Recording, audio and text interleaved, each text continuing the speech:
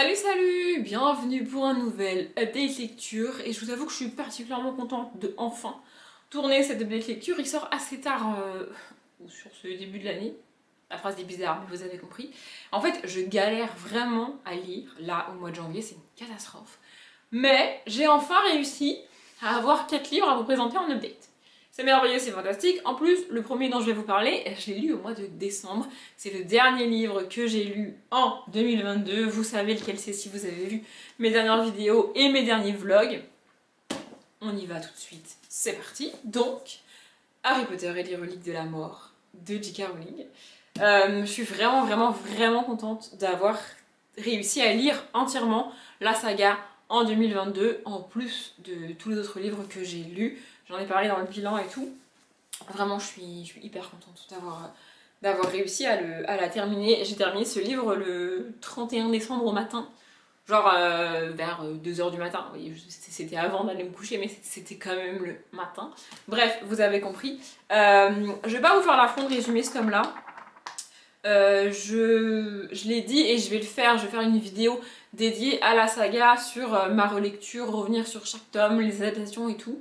Enfin, les adaptations en film, machin, bidule et tout. Je peux déjà vous le dire, c'est une surprise pour personne. Ce tome-là est pour moi le mieux des adaptés. Pour cause, ils ont fait quand même 2 films sur ce tome-là. D'ailleurs, je reviendrai sur ça parce que du coup, il y a beaucoup de gens qui ont dit oui, c'est normal, ils divisent le dernier parce que ça fera de l'argent, machin, blabla et tout. Je suis pas d'accord avec cette théorie.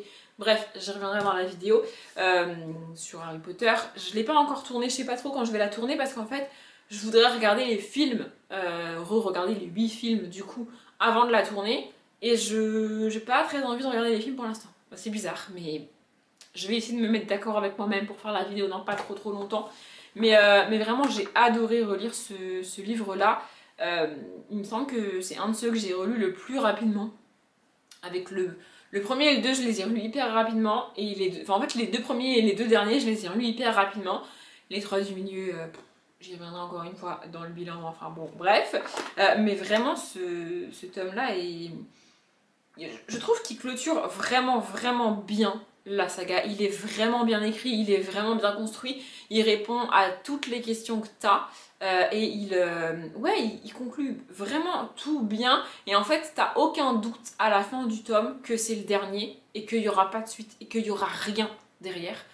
Et je trouve ça cool en fait de pas laisser cet espoir aux fans. Parce que l'autrice, elle sait que c'est le dernier, elle sait qu'elle fera plus rien sur Harry Potter. Ce tome-là est sorti il y a 15 ans, 20 ans peut-être, et elle a jamais rien écrit d'autre sur Harry Potter. C'est pour une raison, elle le savait qu'elle le referait pas, tu vois. Et elle a pas laissé d'espoir aux fans.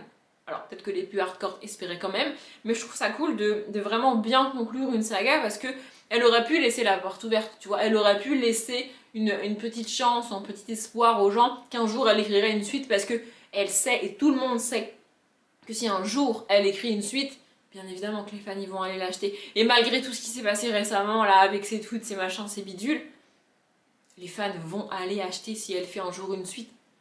Évidemment, c'est sûr, c'est sûr. Donc, c'est cool qu'elle ait pas laissé cet espoir-là. J'ai adoré relire cette saga, j'ai particulièrement kiffé relire ce dernier tome, vraiment. Je vais pas détailler plus que ça. Encore une fois, je résume pas ce tome 7, déjà parce que c'est un tome 7. Et en plus parce que c'est Harry Potter. Enfin, je veux dire, à un moment donné, si en 2023, vous connaissez toujours pas l'histoire de Harry Potter, à moins que vous ayez 4 ans, vous avez pas d'excuses. Genre, vraiment, vous avez pas d'excuses. Non, si vous avez 5 ans, vous avez pas d'excuses non plus, je suis désolée. À un moment donné, faut y aller, quoi, c'est Harry Potter. Enfin, je veux dire, voilà. J'y reviendrai en détail, j'essaierai de faire une vidéo pas trop longue, mais je promets rien. Donc j'y reviendrai en détail dans la vidéo bilan sur Harry Potter. Mais là, tout ce que je peux vous dire, c'est que j'ai kiffé relire ce tome 7, que je suis très contente d'avoir réussi à le terminer en 2022. Et que pour tous les gens comme moi qui sont... En fait, je suis pas vraiment fan de Harry Potter, je suis surtout fan des films. Ce qui est un sacrilège pour les vrais fans de la saga. J'entends par vrais fans de la saga, fans des livres. Mais enfin bref. Vraiment, j'encourage du coup tous les gens comme moi qui ont peut-être jamais lu Harry Potter ou qui les ont lus il y a très longtemps, à les relire. Vous allez souffrir. Vraiment, vous allez galérer particulièrement avec les tomes 4 et 5, je vous avoue. Mais ça vaut le coup. Ensuite, j'ai lu du coup le Club de l'ours polaire, le tome 3, l'Atlas fantôme de Alex Bell. Je l'avais commencé fin décembre, enfin au mois de décembre avant de partir. Et puis ensuite je suis partie à Barcelone pour le nouvel an et je l'ai pas pris avec moi. Et je l'ai terminé du coup début janvier quand je suis rentrée. Bref, j'adore cette saga, vraiment, vraiment, vraiment.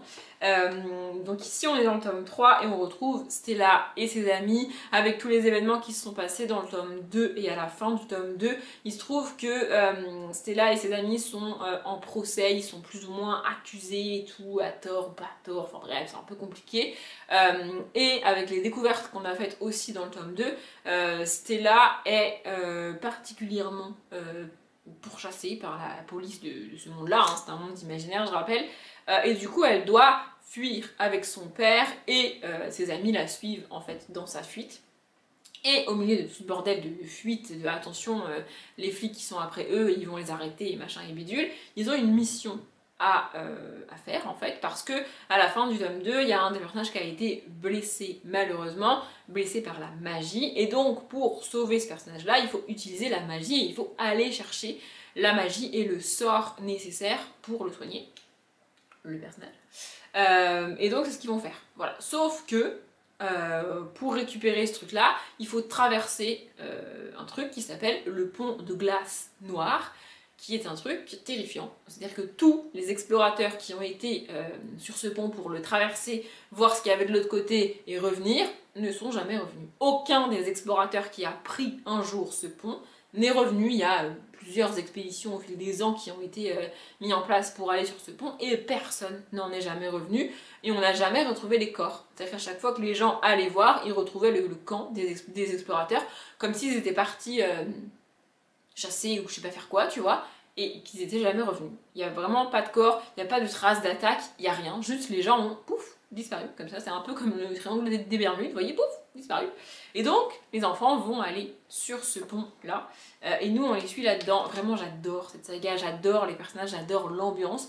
Je sais pas s'il y aura un tome 4, mais j'espère vraiment, vraiment qu'on aura un tome 4, l'auteur ou l'autrice.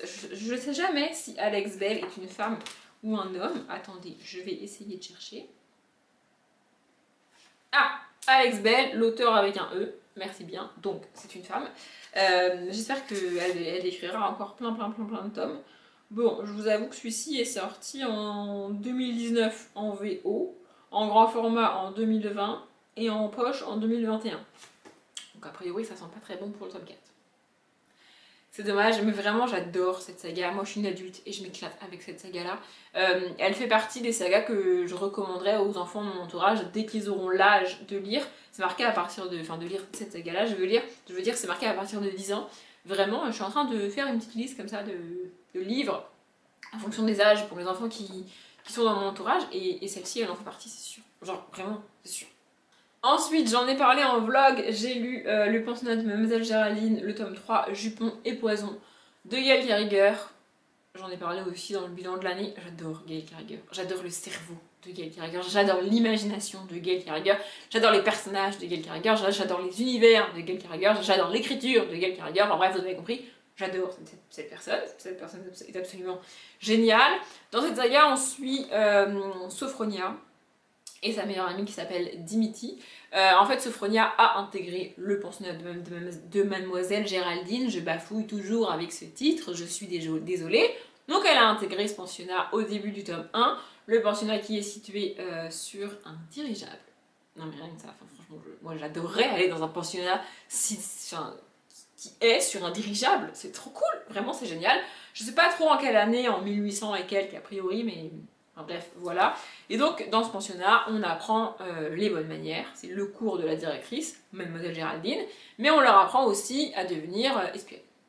Voilà, donc tout le parfait petit attirail des espionnes. On leur apprend à se battre, à utiliser un poison, à garder un secret, à transmettre des informations. Enfin bref, c'est toujours le même pitch que je dis à chaque fois, mais c'est le cas. Voilà. Et dans la plupart des tomes, dans le tome 1 je sais plus, mais dans le tome 2 et dans le tome 3 c'est le cas.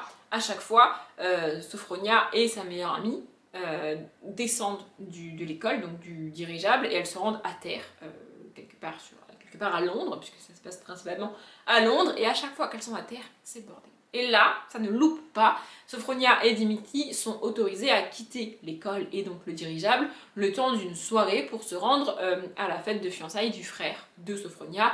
Il se trouve qu'elles sont accompagnées, elles ont des cavaliers, évidemment, il n'est pas question qu'elles se rendent seules à ce genre de soirée. Non mais franchement, vous vous rendez compte? Pas possible. Bref.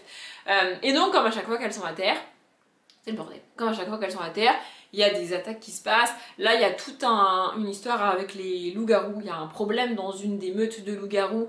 Et du coup, l'alpha des loups-garous a fait un truc qui ne se fait pas normalement au sein d'une meute de loups-garous. Et donc, du coup, il a débarqué à Londres et il a foutu un peu le bordel dans la meute de loups-garous de Londres aussi. Et il se trouve qu'une des camarades de Sophronia a été élevée par les loups-garous. C'est une femme et on est dans un univers où il y a très peu de femmes loups-garous parce qu'il y a très peu de femmes qui survivent à la morsure d'un loup-garou et donc qui deviennent un loup-garou, enfin une loup-garou.